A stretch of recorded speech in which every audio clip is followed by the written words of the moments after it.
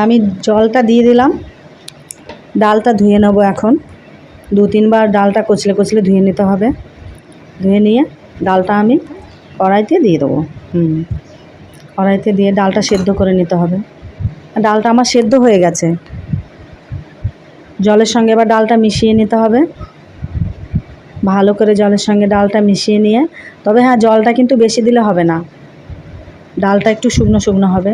আমার কাঁচা লঙ্কাগুলো চেরা ছিল, সেই লঙ্কাটা আমি দিয়ে দিলাম। পরিমাণ মতো হলুদ দিলাম। এটা এবার ডালের সঙ্গে ভালো করে নেড়ে চেড়ে মিলিয়ে নিতে হবে।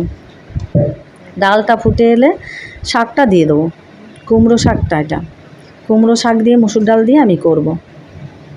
হ্যাঁ, শাকগুলো দিয়ে নুনটা আমি পরে দেবো, কারণ নুনটা পরে দিলে শাকটা ভালো সেদ্ধ হয়। নুনটা দিয়ে ভালো করে নেড়ে চেড়ে আমি ঢেকে দেবো। ঢেকে দিলে তাড়াতাড়ি সেদ্ধটাও হয়ে যায়।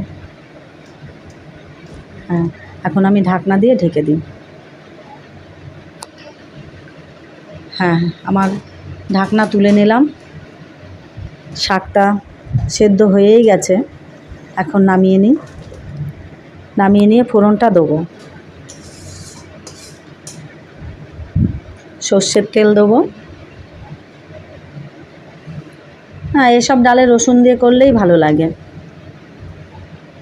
একটু গা মাখা হবে। আমি কালো জিরে আর শুকনো লঙ্কা দিলাম। তা নেড়ে চেড়ে দেখো, রসুনটা আমি থেতো করে রেখেছিলাম, তা রসুনটা এখন দেব। রসুনটা যখন সোনালি কালার আসবে তখন ডালটা দিয়ে দেবে। দেখো, আমি নেড়ে চেড়ে নিয়ে এখন আমার হয়ে গেছে। এখন ডালটা দিয়ে দেবো। দেখো, ডালটা আমি একবারে ঢেলে দিলাম না, ছিটকে যেতে পারে, গায়ে লাগতে পারে। তা আমি হাতায় করে প্রথমে অল্প করে দিলাম, এখন পুরোটা ঢেলে দেবো। এখন নেড়ে চেড়ে নিয়ে, হ্যাঁ, আমার ডাল কমপ্লিট। এখন নামিয়ে নেব।